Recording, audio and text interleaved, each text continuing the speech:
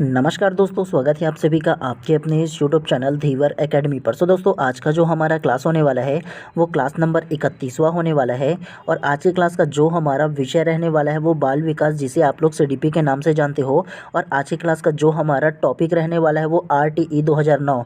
और आरटीई 2009 का मतलब होता है राइट टू एजुकेशन, मतलब शिक्षा का अधिकार अधिनियम 2009 के बारे में जानेंगे। ठीक है, तो आज का ये जो टॉपिक है ना वो वेरी वेरी इंपॉर्टेंट है आप सभी लोगों के लिए, क्योंकि भविष्य में आप लोग शिक्षक बनना चाहते हो। और एक शिक्षक होने के नाते जो शिक्षा के क्षेत्र में ना कितने कितने प्रकार से उसमें ना डेवलप हुए, कितने प्रकार से बदलाव हुए ना, इन सारी चीज़ों के बारे में ना आप लोगों से ना सीजीटेट एग्ज़ाम में पूछा जाता है, क्योंकि आप ही से ना ये रिलेटेड है। मतलब आप ही के जो विभाग है, आपकी जो शिक्षा व्यवस्था है ना उससे रिलेटेड है। और आप लोग कितना अवेयर हो और कितना नहीं हो ना, तो इसीलिए ना ये जो आरटीई 2009 का जो क्वेश्चन है ना इस प्रकार से पूछा जाता है। ठीक है, और सबसे पहले आप लोगों को क्या करना है, जो मैं नोट करने के लिए बोलूँगा सबसे पहले आप लोग ना इसमें का नोट कीजिएगा। ठीक है, खास तौर से इसमें जो अमूलचूल परिवर्तन हुए ना, मतलब नए नए जो अपडेट है ना, उन सारी चीज़ों के बारे में आप लोगों को ना नोट करते हुए चलना है। और आपके ना एग्ज़ाम से एक हफ्ते पहले आप लोगों को क्विक रिवीजन के लिए भी ना नोट्स तैयार करते हुए चलना है। ठीक है, तो आप लोग ना अलग से एक बाल विकास का नोट्स बनाइए ताकि आप लोग रिवीजन कर पाओ। ठीक है, तो चलिए जो मैं सारा चीज़ बोलूँगा ना उन सारी चीज़ों को आप लोगों को नोट करना है, बता रहा हूँ। अदरवाइज़ आप लोग सोचोगे ना कि एग्ज़ाम से पहले वीडियोज़ वगैरह देख लूँगा, तो वीडियोस की तो संख्या हज़ारों में होता है, तो हज़ारों वीडियोस को थोड़ी ना आप लोग देख पाओगे। लेकिन अगर आप लोग शॉर्ट नोट्स बनाओगे ना तो शॉर्ट नोट्स को आराम से एक हफ्ते के अंदर क्विक रिवीजन कर पाओगे। ठीक है, तो चलिए ज़्यादा देर ना करते हुए ना सबसे पहले आज का जो टॉपिक है ना उसको ध्यानपूर्वक देखिए। निःशुल्क एवं अनिवार्य बाल शिक्षा का अधिकार अधिनियम 2009। ठीक है, और एक चीज़ आप सभी लोगों से कहना चाहूँगा, अगर आप लोग चैनल पर नए होंगे ना तो चैनल को सब्सक्राइब कर देना, क्योंकि जब आप लोग सब्सक्राइब करते हो ना तब मेरे को मोटिवेशन मिलता है कि हाँ, मेरे जो यूट्यूब फैमिली है वो काफ़ी बढ़ रहा है, तो मेरे को ना एक अलग जो से आप सभी लोगों को अच्छे से पढ़ाना चाहिए, अच्छा कंटेंट लाना चाहिए, ये मेरे को लगता है हमेशा। ठीक है, तो आप लोग नहीं किए होंगे तो अवश्य कर लेना। ठीक है, चलिए अब हम लोग ना पढ़ने के ऊपर फोकस करते हैं। तो सबसे पहले आप लोग ध्यान से पढ़िए फर्स्ट को। स्वामी विवेकानंद के अनुसार शिक्षा मनुष्य में अंतर्निहित क्षमता का परिपूर्णता में विकास करते हैं। नेक्स्ट को पढ़िए। सर्वप्रथम 1910 में शिक्षा का अधिकार अधिनियम के बारे में गोपाल कृष्ण गोखले जी ने चर्चा किया। तो आप लोगों को ये जो फर्स्ट वाला लाइन है ना उसको आप लोगों को नोट करना है। 1910 में शिक्षा के अधिकार के नियम के बारे में गोपाल कृष्ण गोखले ने सिर्फ चर्चा किया था। ठीक है, सबसे पहले 1910 में ना अनिवार्य एवं निःशुल्क शिक्षा के बारे में ना चर्चा किया गया था, तो इसे फर्स्ट में आप लोगों को नोट करना है। नेक्स्ट को ध्यान से पढ़िए। उसके बाद इसकी चर्चा महात्मा गांधी जी ने वर्धा सम्मेलन में की थी। तत्पश्चात भारत के आज़ाद होने के बाद डॉक्टर सर्वपल्ली राधाकृष्ण जी ने बाल शिक्षा अधिकार पर चर्चा किया। तो आप लोगों को इस लाइन में ना महात्मा गांधी ने ना कौन से सम्मेलन में चर्चा किया था, सबसे पहला तो वर्धा सम्मेलन में किया था। ये चीज़ आप लोगों को दूसरा में नोट करना है। ठीक है, शॉर्ट में नोट कीजिएगा। आप लोग ना केवल 2-4 शब्द करके ना नोट कर लीजिए, नोट करके ऐसे लिख करके ना, तो आप लोगों के लिए ज़्यादा बेहतर होगा और आराम से आप लोग ना उसको पढ़ पाओगे। ठीक है, चलिए उसके बाद नेक्स्ट को पढ़ते हैं। थोड़ा सा ये ब्लर हो गया है, मैं पढ़ के समझा दूंगा। ठीक है, उसके अलावा इसका PDF दे दूंगा ना, तो PDF में आप लोगों को और अच्छे से दिखेगा, तो वहाँ से भी आप लोग पढ़ सकते हो।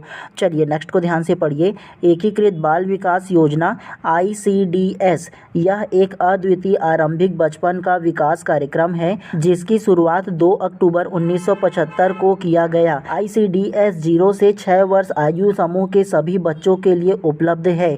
इसका उद्देश्य कुपोषण, स्वास्थ्य और गर्भवती महिला को विकास एवं आवश्यकताओं को सबको संबोधित करना। तो आप लोगों को इस लाइन में क्या नोट करना है, सबसे पहले देखो ये जो ICDS बोला है ना, तो उसको क्या कहते हैं, एकीकृत बाल विकास योजना कहते हैं। ठीक है, और इसका शुरुआत कब हुआ था, तो इसका शुरुआत जो है वो 2 अक्टूबर 1975 को हुआ था, तो ये आप लोगों को नोट करना है। और इसका जो ICDS के अंतर्गत आता है ना वो 0 से 6 वर्ष के जो समूह के जो बच्चे होते हैं ना, तो उनके लिए ना क्या क्या उपलब्ध कराना होता है, कुपोषण, स्वास्थ्य, गर्भवती महिलाओं की आवश्यकताओं के लिए ना जो चीज़ आवश्यकताएं होती है उन सारी चीज़ को उपलब्ध कराया जाता है। ठीक है, तो खास तौर से ना ये जो ICDS का ना जो स्थापना मतलब वो आरंभ कब हुआ था ना, तो इसे आप लोगों को केवल इसको नोट करके रखना है। ठीक है, चलिए उसके बाद नेक्स्ट को ध्यान से पढ़िए।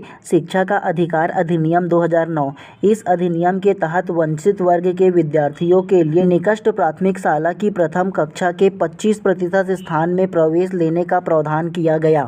तो ये जो शिक्षा का अधिकार अधिनियम 2009 है ना, तो ये जो लाइन है उसको आप लोगों को अपने शब्द में समझा देता हूँ। ठीक है, आप लोगों ने देखा होगा कि कोई भी ऐसे प्राइवेट स्कूल है ना, तो उसमें ना कक्षा 1 से लेकर की 12वीं तक की ना जितने भी कक्षा है ना उसमें जो 25% सीट है ना वो गरीब बच्चों के लिए आरक्षित रखा जाता है, जो वंचित वर्ग से आते हैं उनके लिए। और उनका जो फीस वगैरह सारा चीज़ होता है ना वो गवर्नमेंट वहन करता है।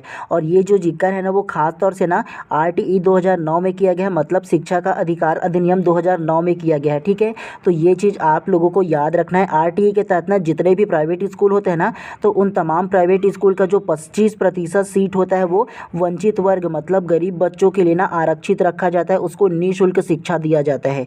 तो ये आप लोगों को समझना है। चलिए नेक्स्ट को ध्यान से पढ़िए। वर्धा शिक्षा योजना। वर्धा शिक्षा योजना का सूत्रपात राष्ट्रपति महात्मा गांधी द्वारा 1937 ईस्वी में वर्धा नामक स्थान पर हुआ था। इस योजना को नई तालीम, बुनियादी तालीम तथा बेसिक शिक्षा के नाम से भी जाना जाता है। तो आप लोगों को इसमें क्या नोट करना है, वर्धा शिक्षा योजना क्या है? तो वर्धा जो शिक्षा योजना है ना वो राष्ट्रपिता जो महात्मा गांधी जी थे ना, तो उन्होंने 1937 में शुरू किया था। ये आप लोगों को याद रखना है। वर्धा शिक्षा योजना को कौन शुरू किया? तो राष्ट्रपिता महात्मा गांधी ने 1937 में ना शुरू किया। ये आप लोगों को याद रखना है। और ये जो वर्धा योजना है ना उसको नई तालीम, बुनियादी तालीम या बेसिक शिक्षा के नाम से जाना जाता है। क्वेश्चन पूछा गया था शायद मेरे हिसाब से 2024 के ना टेट एग्जाम में पूछा गया था कि वर्धा शिक्षा योजना क्या है, बुनियादी तालीम क्या है, इस प्रकार से पूछा गया था। ठीक है, तो वर्धा शिक्षा जो योजना है ना वो महात्मा गांधी द्वारा शुरू किया गया था 1937 में। ये आप लोगों को याद रखना है। उसके अलावा वर्धा शिक्षा योजना के मुख्य उद्देश्य के बारे में जान लो। सबसे फर्स्ट को ध्यान से पढ़िए। प्रत्येक बालक और बालिकाओं को इस शिक्षा योजना द्वारा 7 वर्ष तक निःशुल्क शिक्षा देना। तो कितने वर्ष तक शिक्षा देना? 7 वर्ष तक की शिक्षा देना बालक बालिकाओं को। नेक्स्ट को पढ़िए। बच्चों की शिक्षा का केंद्र हस्तकला होना चाहिए। नेक्स्ट, सभी स्तर की शिक्षा का माध्यम मातृभाषा होनी चाहिए। मतलब जितने भी स्तर की शिक्षा होते हैं ना, तमाम जो शिक्षा है वो मातृभाषा में, मदर टंग वाली जो लैंग्वेज है ना उसमें पढ़ाया जाना चाहिए। ये बोला गया है ये जो वर्धा शिक्षा योजना है उसमें। चलिए उसके बाद नेक्स्ट को ध्यान से पढ़िए। निःशुल्क एवं अनिवार्य बाल शिक्षा का अधिकार अधिनियम 2009। सबसे फर्स्ट को ध्यान से पढ़िए। निःशुल्क अनिवार्य बाल शिक्षा का अधिकार 6 वर्ष से लेकर के 14 वर्ष तक के आयु के सभी बालकों के लिए निःशुल्क एवं अनिवार्य शिक्षा का प्रावधान इस अधिनियम के अंतर्गत है। इस अधिनियम में कुल 7 अध्याय एवं 38 धाराएं हैं। सबसे छोटा पहला अध्याय एवं सबसे बड़ा चौथा अध्याय है। तो इस प्रॉपर जो लाइन है ना उसमें आप लोगों को क्या रखना है, अनिवार्य एवं निःशुल्क शिक्षा का जो अधिकार अधिनियम 2009 है ना उसमें कितने वर्ष के बच्चों को शिक्षा दिया जाता है? तो 6 वर्ष से लेकर के 14 वर्ष तक के तमाम जो बालक बालिका है ना उनको ना निःशुल्क और अनिवार्य शिक्षा दिया जाता है। तो ये आप लोगों को याद रखना है। इसमें 6 वर्ष से लेकर के 14 वर्ष तक की नोट करके रख लीजिएगा। ठीक है, उसके अलावा ये जो निःशुल्क एवं अनिवार्य बाल शिक्षा का अधिकार अधिनियम 2009 है ना उसमें कुल कितने अध्याय हैं? तो 7 अध्याय है उसमें और 38 धाराएं है। कितना? तो 7 अध्याय और 38 धारा है। इनको भी आप लोगों को नोट करके रखना है। जिसमें ना सबसे छोटा जो अध्याय है ना वो पहला अध्याय सबसे छोटा है और सबसे बड़ा जो अध्याय है वो चौथा अध्याय सबसे बड़ा अध्याय है। तो इन दोनों को आप लोगों को याद रखना है, उसके साथ साथ नोट करके रखना है। ठीक है, चलिए उसके बाद नेक्स्ट को ध्यान से पढ़िए। भारत RTE मतलब राइट टू एजुकेशन 2009 1 अप्रैल 2010 को लागू किया गया। शिक्षा का अधिकार भारत के संविधान में 86वें संविधान संशोधन द्वारा लाया गया। छत्तीसगढ़ में इस अधिनियम के अंतर्गत कक्षा नर्सरी से 12वीं तक की निःशुल्क शिक्षा प्रदान की जा रही है। तो आप लोगों को इसमें क्या नोट करना है? सबसे इम्पोर्टेंट जो नोट करना है आप लोगों को, ये जो RTE है ना मतलब राइट टू एजुकेशन है ना वो कब लागू हुआ? 1 अप्रैल 2010 को लागू हुआ। कब? तो 1 अप्रैल 2010 को लागू हुआ था। ये आप लोगों को नोट करके रखना है। संपूर्ण भारत में केवल जम्मू कश्मीर को छोड़कर ना संपूर्ण भारत में 1 अप्रैल 2010 को ना RTE लागू हुआ था, मतलब राइट टू एजुकेशन जो है ना वो लागू हुआ था। ये आप लोगों को नोट करके रखना है, वेरी वेरी इंपॉर्टेंट है आप लोगों के लिए। ठीक है, और ये जो राइट टू एजुकेशन है ना वो भारत के संविधान संशोधन कौन से में हुआ था? तो 86वां संविधान संशोधन के द्वारा ना ये जो RT है उसको लाया गया था। ये आप लोगों को नोट करके रखना है। ठीक है, जिसमें क्या नर्सरी से लेकर के 12वीं तक के जितने भी बच्चे हैं ना तमाम बच्चों को क्या निःशुल्क और अनिवार्य जो शिक्षा ना वो प्रदान किया जाएगा, ये बोला गया है। ठीक है, चलिए उसके बाद ना जो इंपॉर्टेंट चीज़ है ना जो नोट करने लायक ना वो सारा चीज़ को आप लोगों को नोट करना है, ठीक है। सबसे पहले देखो इसमें धारा करके दिया है और दूसरा इसमें अध्याय का नाम दिया है।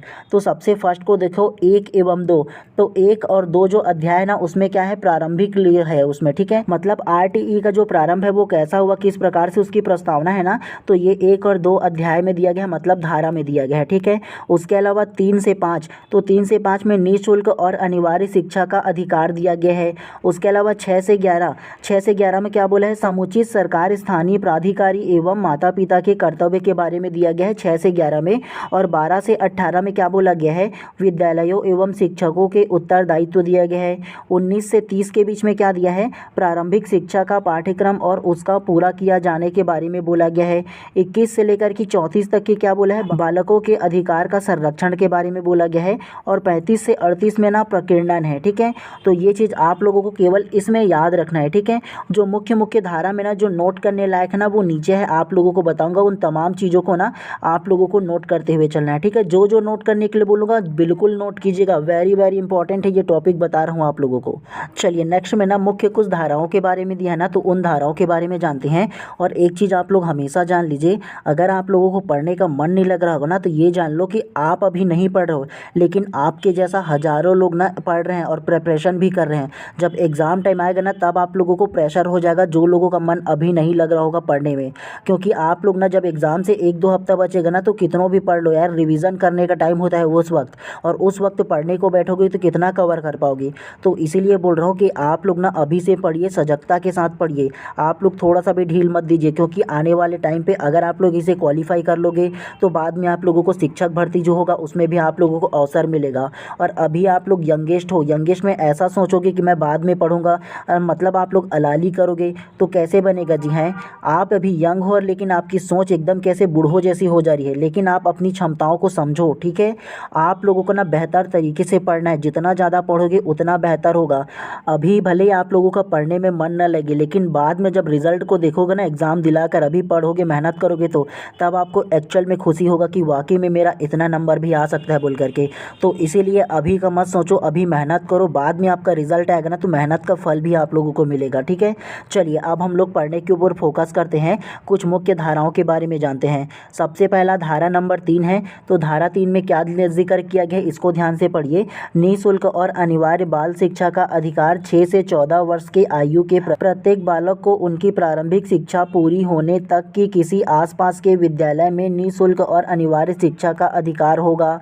मतलब यह कि धारा 3 में ये जिक्र किया गया है कि 6 वर्ष से 14 वर्ष के जितने भी बालक हैं ना, तो वो तमाम बालक को अपने आसपास के जो भी स्कूल होंगे ना, तो उस स्कूल में उसको एडमिशन मिला जाएगा, उसको एडमिशन दिया जाएगा, अनिवार्य एवं निःशुल्क ये बोला गया है, ठीक है। चलिए उसके बाद ना दूसरा धारा नंबर 4 में जानते हैं कि इसमें क्या है। ऐसे बालकों जिन्हें प्रवेश नहीं दिया गया है या जिन्होंने प्रारंभिक शिक्षा पूरी नहीं की है, उन्हें उनकी आयु के अनुसार समुचित शिक्षा में प्रवेश दिया जाएगा। तो आप लोगों को ना धारा 4 में ना क्या बोला गया है अच्छे से समझा देता हूँ, ठीक है। ऐसे बालक जिन्होंने ना पढ़ाई छोड़ चुका है या शुरू ही नहीं किया है पढ़ाई, और उनका जो एज है ना, मान के चलो उनका एज 10 साल है, ठीक है, और उन्होंने पहली दूसरी तीसरी कोई भी नहीं पढ़ा है, लेकिन अब वो पढ़ना चाहता है 10 साल की उम्र में, तो उनको क्या किया जाएगा, तो उनको ना उनके आयु के अनुसार, मतलब अगर वो 10 साल के हैं ना तो उनको लगभग 5वीं क्लास में या 4थी क्लास में उनको एडमिशन दिया जाएगा डायरेक्ट उनके आयु के अनुसार। और ये जो है ना वो आरटीई 2009 के धारा 4 में जिक्र किया गया है। ऐसे बालक जिन्होंने ना एक भी क्लास ज्वाइन नहीं किया और उनका अगर एज 10 साल होगा या उनका जो एज है ना जितने वर्ष होगा उस वर्ष के अनुसार ना उनको उनके योग्य क्लास में ना उनको उसमें प्रवेश दिया जाए। ये साफ साफ धारा 4 में बोला गया है। समझ में आया आप लोगों को। उसके बाद तीसरा नंबर धारा 5 में क्या है ये जान लो। तो धारा 5 में क्या बोला है, अन्य विद्यालयों में स्थानांतरण का अधिकार। तो अन्य विद्यालयों में स्थानांतरण का अधिकार का मतलब यह है, मान के चलो किसी के पिताजी गवर्नमेंट जॉब में होंगे और उनका ना 2-4 साल में अगर ट्रांसफ़र होता है कहीं अन्य शहर या अन्य जिलों में ना, तो क्या करता है वो जो बच्चा है ना वो अपना ना ट्रांसफ़र करवा सकता है। मतलब स्थानांतरण जो सर्टिफिकेट आता है स्कूल में, पता है ना, तो वो जो बच्चा है ना वो जो क्लास में पढ़ रहा था ना उससे आगे जब वो जाएगा दूसरे शहर में ना, तो उसी क्लास में दूसरे स्कूल में वो लोग उसी जो कक्षा रहेगा ना उसमें एडमिशन ले सकता है। तो ये जो धारा 5 में है ना ये साफ साफ इसमें कहा गया है कि स्थानांतरण का अधिकार बच्चों को प्राप्त है, ठीक है। उसके अलावा चौथा धारा 13 में क्या है ये जान लो। इसमें मुख्य तौर पर जो धारा इंपॉर्टेंट है ना केवल उसी को दिया गया है, ठीक है। धारा नंबर 13 में क्या है ये जान लो। प्रवेश के लिए लिए किसी प्रति व्यक्ति फीस और अनुवीक्षण प्रक्रिया का ना होना। तो धारा 13 में साफ साफ ये बोला है कि आप लोगों का जो स्कूल में ना प्रवेश होगा ना, मतलब ये सरकारी स्कूलों की बात किया गया है, ठीक है। अगर सरकारी स्कूल में आप प्रवेश लेते हो ना तो आप लोगों से किसी भी प्रकार की जो फीस है वो नहीं लिया जाएगा। ये साफ तौर से धारा 13 में कहा गया है, तो ये आप लोगों को नोट करके रखना है। पांचवा धारा 20 में क्या है ये जान लो, अनुसूची में संशोधन कर सकेगा। मतलब ये जो धारा नंबर 20 है ना, उसमें साफ साफ ये बोला है कि इसमें जितने भी अनुसूची अलग अलग दिया है ना, तो उसमें संशोधन करने की जो शक्ति है ना वो केंद्र सरकार का है, ये साफ साफ इसमें बोला गया है। उसके अलावा छठवां धारा 21 में क्या है ये जान लो, धारा नंबर, तो इसमें बोला गया है विद्यालय प्रबंधन समिति किसी विद्यालय में भिन्न विद्यालय स्थानीय प्राधिकरण ऐसे विद्यालय में प्रवेश प्राप्त बालक के माता पिता या संरक्षक और शिक्षकों के निर्वाचन प्रतिनिधियों में मिलकर बनने वाली एक विद्यालय प्रतिनिधित्व समिति का गठन। तो धारा 21 में ना विद्यालय प्रबंधन समिति क्या होता है आप लोगों को ना अपने शब्दों में समझा देता हूँ, ठीक है। आप लोगों ने देखा होगा कि जो प्रत्येक विद्यालय है गवर्नमेंट का ना, उसमें एक ना विद्यालय प्रबंधन समिति बनता है, जिसमें ना जो स्कूल के जो बच्चे होते हैं ना, तो उस बच्चों के जो माता पिता वो होते हैं वो होता है, उसके जो सदस्य होते हैं वो, उसके अलावा प्रिंसिपल होता है उसमें, और उसके जो शिक्षक होते हैं ना, वो तमाम लोगों को मिलकर ना एक विद्यालय प्रबंधन समिति रखा जाता है, जिसमें ना मुख्यतः क्या खर्च करना है क्या नहीं करना है, किस प्रकार से विद्यालय का प्रबंधन करना है, किस प्रकार से विद्यालय को चलाया जाता है ना, तो इसके लिए प्रत्येक विद्यालय में एक विद्यालय प्रबंधन समिति का गठन किया जाता है। और ये जो धारा नंबर 21 है ना, इसमें विद्यालय प्रबंधन समिति का जिक्र किया गया है, तो आप लोगों को इसे नोट करना है, ठीक है। प्रश्न पूछा जा सकता है कि विद्यालय प्रबंधन समिति RTE 2019 के किस धारा में है, ये प्रश्न पूछा जा सकता है, ठीक है। तो आप लोगों को इसे नोट करके रखना है। उसके अलावा सातवां को देखो, धारा 24 में क्या है, शिक्षा के कर्तव्य से संबंधित, मतलब ना धारा 24 में ना शिक्षक के क्या क्या कर्तव्य होंगे ना, तो इसके बारे में जिक्र किया गया है, तो इसे आप लोगों को नोट करके रखना है, ठीक है। आठवां धारा 25 के बारे में जान लेते हैं। 6 माह में अनुसूची में छात्र शिक्षक अनुपात बनाना। तो 6 माह की जो अनुसूची होगा ना, उसमें छात्र और शिक्षक का जो अनुपात है ना वो बनाना। साफ तौर से बताओ ना, तो धारा 25 में ना जो शिक्षक और छात्र का जो अनुपात है ना वो डिसाइड किया गया है, ठीक है। आप लोगों को पता होगा ना कि प्रत्येक 30 स्टूडेंट पर एक जो शिक्षक है उसको रखना अनिवार्य है, आप लोगों को पता होगा ना। तो साफ साफ ना धारा जो 25 है ना, उसमें ये कहा गया है कि छात्र और शिक्षक का जो अनुपात है ना वो शिक्षक तय करेगा बोल करके, ठीक है। लेकिन जो नॉर्मल जो गवर्नमेंट का रूल है ना, वो प्रत्येक जो 30 स्टूडेंट है ना उसमें एक शिक्षक रखा जाएगा। आगे आप लोगों को इसी पर ना डिटेल बताऊंगा, ठीक है। चलिए, उसके बाद 9वां धारा 28 में क्या है ये जान लो, शिक्षक द्वारा प्राइवेट ट्यूशन का प्रतिबंध। मतलब यह है धारा 28 में कि एक जो शिक्षक है ना, अगर वो गवर्नमेंट टीचर है तो वो किसी प्रकार से प्राइवेट ट्यूशन नहीं करा सकता, नहीं पढ़ा सकता। ये साफ साफ RTE 2009 के धारा 28 में जिक्र किया गया है, तो आप लोगों को इसको नोट करके रखना है, ठीक है। उसके अलावा 10वां धारा 33 में क्या है ये जान लो, राष्ट्रीय सलाहकार परिषद का गठन। तो धारा 33 में राष्ट्रीय जो सलाहकार परिषद है ना उसका गठन किया जाएगा, ये बोला गया है। उसके अलावा 11वां धारा 34 में क्या है, राज्य सलाहकार परिषद का गठन। तो राज्य में राज्य सलाहकार का गठन भी किया जाएगा, ये बोला गया है। चलिए, उसके बाद ना शिक्षकों की संख्या के बारे में जानते हैं। सबसे पहला को देखो, पहली कक्षा से 5वीं कक्षा के लिए, मतलब पहली से 5वीं कक्षा के लिए कितने कितने छात्र पर कितना शिक्षक होना चाहिए ना, इसके बारे में डिटेल दिया गया है। प्रवेश किए गए बालकों की संख्या, शिक्षकों की संख्या। सबसे पहला को देखो 60 तक। 60 मतलब जो 60 की संख्या है ना, तो इतना संख्या में अगर छात्र होगा ना तो उसमें 2 शिक्षक रखा जाएगा। उसके अलावा 61 से अगर 90 की संख्या में छात्र होंगे ना तो उसमें 3 शिक्षक रखा जाएगा। उसके अलावा 91 से 120 की संख्या में अगर छात्र होंगे तो 4 शिक्षक रखा जाएगा।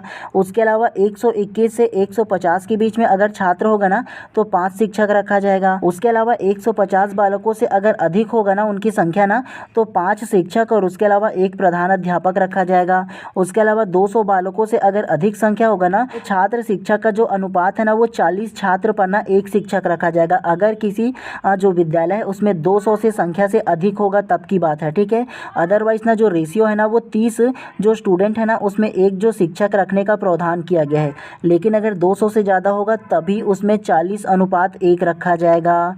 समझ में आया आप लोगों को?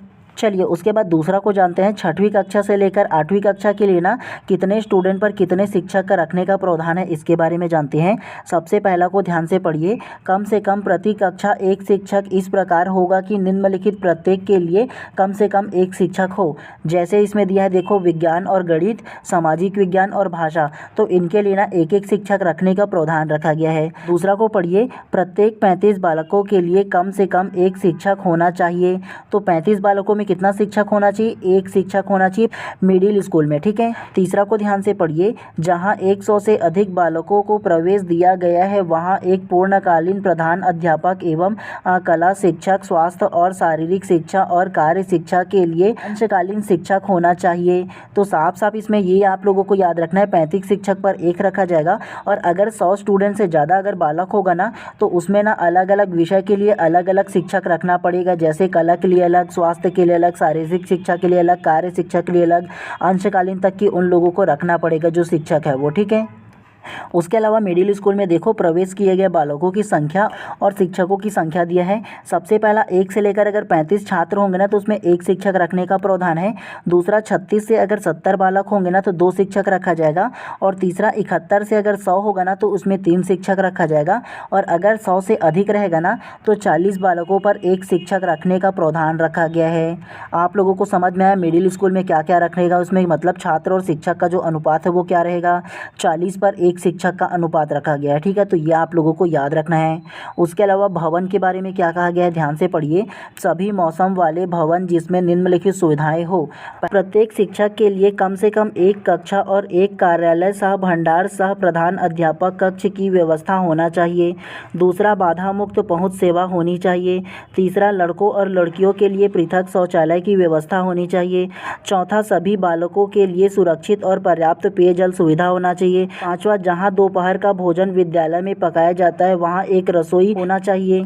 खेल का मैदान होना चाहिए। तो तमाम जो भवन सुविधा है ना, मतलब मिडिल स्कूल में ये तमाम चीज़ जो है ना वो होना चाहिए। केवल ये इसमें बोला गया है। तो नॉर्मल डिटेल है, आप लोगों को पता ही होगा इसके बारे में। उसके अलावा देखो, एक शैक्षणिक वर्ष में कार्य, तो एक शैक्षणिक वर्ष में जो शिक्षक होता है उसको कितना कार्य करना पड़ता है। सबसे पहला देखो, 1 से 5वीं कक्षा के लिए 200 कार्य दिवस एवं 800 शिक्षण घंटे। आप लोगों को समझ में आया? 200 कार्य दिवस मतलब 200 दिन ना एक जो शिक्षक है ना उसको जाना पड़ता है कहाँ, प्राइमरी स्कूल में। और कितने घंटे कार्य करने पड़ते हैं? 800 घंटे कार्य करने पड़ते हैं। समझ में आ रहा है आप लोगों को? एक प्राइमरी स्कूल में 200 दिन स्कूल लगता है, कम से कम 200 दिन उसको स्कूल जाना पड़ता है एक शिक्षक को प्राइमरी स्कूल में। और 800 घंटे उन लोगों को ना पढ़ाना पड़ता है, मतलब उन लोगों को कार्य करना पड़ता है। पढ़ाना ही केवल नहीं होता है, ठीक है। कक्षा में मतलब विद्यालय में गया ना तो उसका जो टाइम है ना वो काउंट होते रहता है, ठीक है। उसके अलावा दूसरा को पढ़िए। कक्षा 6वीं से 8वीं कक्षा के लिए 220 कार्य दिवस, मतलब उन लोगों को ना 220 दिन स्कूल जाना पड़ेगा।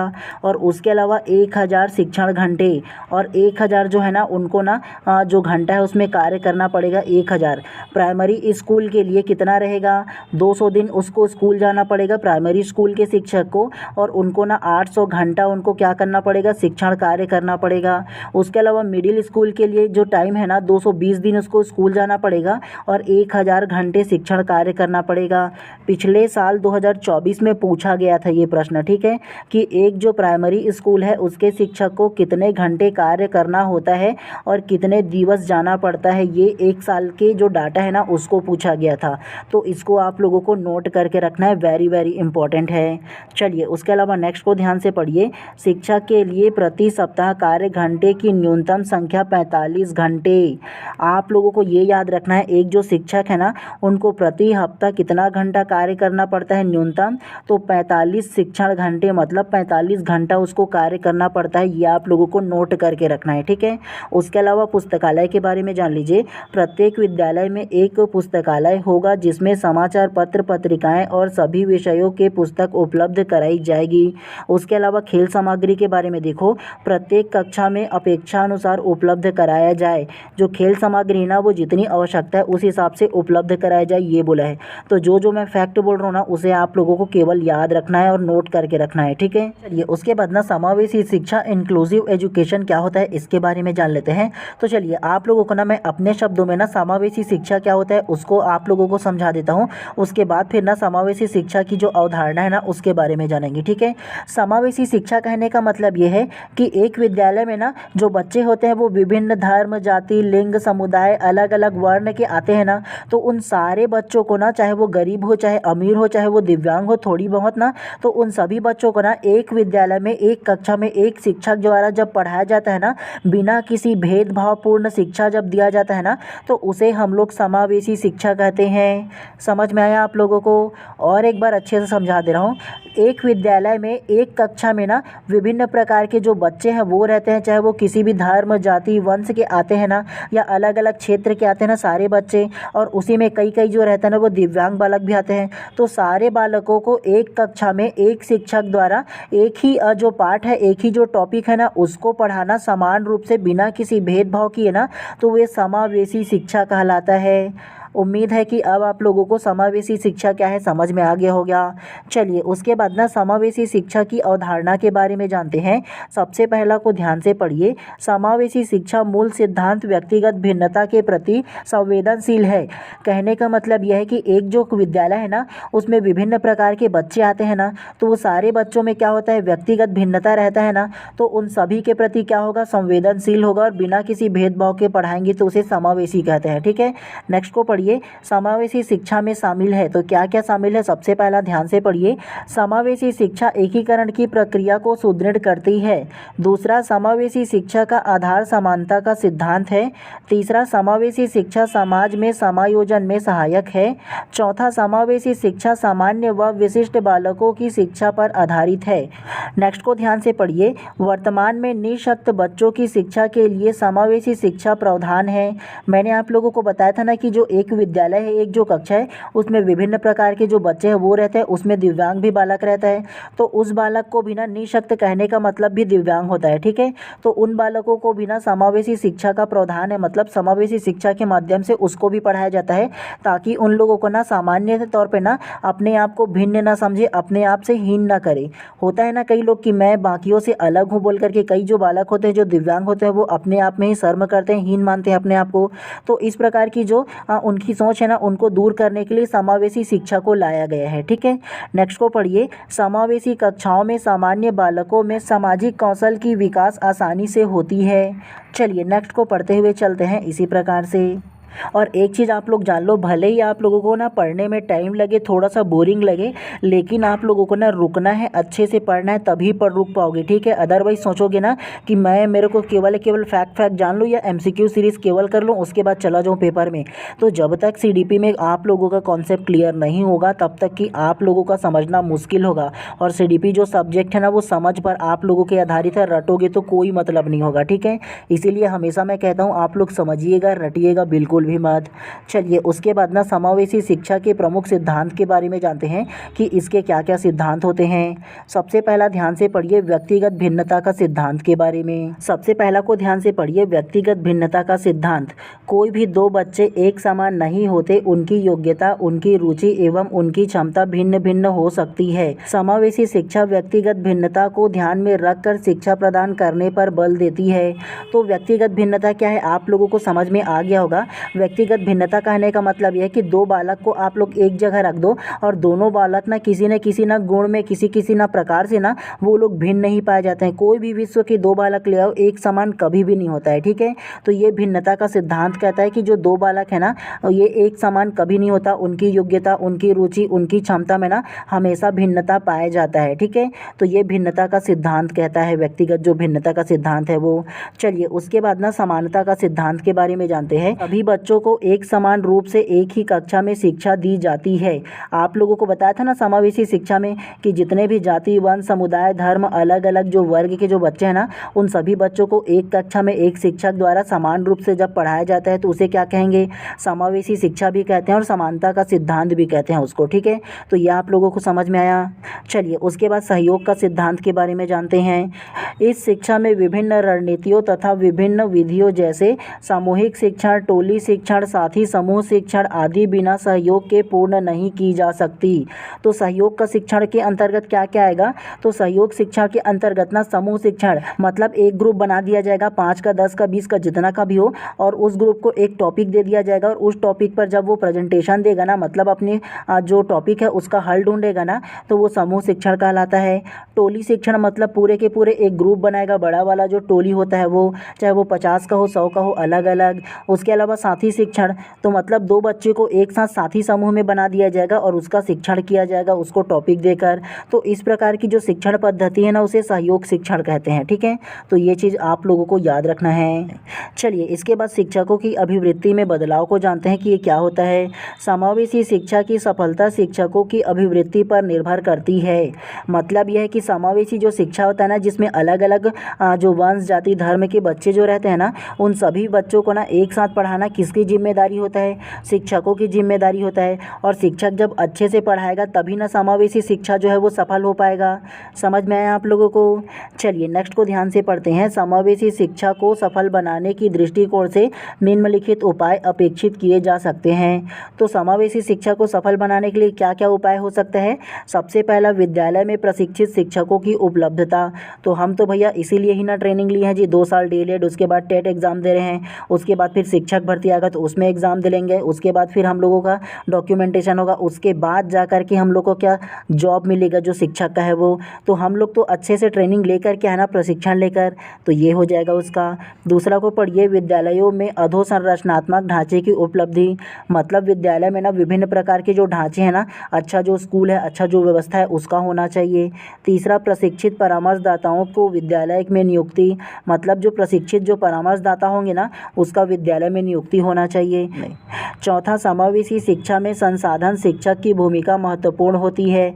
एक जो समावेशी शिक्षा है ना, मतलब जो बच्चों को एक साथ पढ़ाया जाता है ना, उसमें जो विभिन्न प्रकार के संसाधन है वो शिक्षक की भूमिका का महत्वपूर्ण है। ठीक है, तो ये भी आप लोगों को याद रखना है इसके बारे में। उसके अलावा समावेशी शिक्षा के प्रमुख जो समस्या है ना, तो उसके कारण क्या क्या है? तो सबसे पहला देखो फर्स्ट में क्या लिखा है, शिक्षक की शिक्षण कौशल में कमी। मान के चलो एक जो शिक्षक है वो जो अच्छे से पढ़ाना नहीं जानेगा तो समावेशी शिक्षा कैसे अच्छा से हो पाएगा जी? तो ये एक समस्या के रूप में देखा जाएगा। दूसरा, सामाजिक मनोवृत्ति। कई लोगों का जो सोचने समझने की जो क्षमता है, जो समाज है ना, वो अधिक ना, आप लोगों को पता होगा ना कि पढ़ने के प्रति जागरूक नहीं है, तो ये सामाजिक मनोवृत्ति हो जाएगा। और पाठ्यक्रम, अगर पाठ्यक्रम अच्छा नहीं होगा, अच्छे आदर्श को फॉलो नहीं करेगा तो फिर कैसे आगे बढ़ सकते हैं जो छात्र है वो। तो ये तमाम 3 प्रकार के दोष है, इसे आप लोगों को याद रखना है। तो चलिए आप सभी लोगों के लिए एक सूचना है, ध्यान से सुनिएगा। अगर आप लोगों के मन में किसी प्रकार का सवाल आ रहा होगा ना, उसके लिए आप चाहते हो ना कि मैं अपना पर्सनल नंबर आप लोगों को सजेस्ट करूं, ताकि आप लोग डायरेक्ट मेरे से कॉल करके किसी भी प्रश्न का उत्तर जानो या किसी प्रकार के अगर सलाह लेना चाहते हो ना, तो उसके लिए आप लोगों को क्या करना है, सबसे पहले आप लोग इंस्टाग्राम पर जाइए और सर्च कीजिए बाय MD धीवर करके।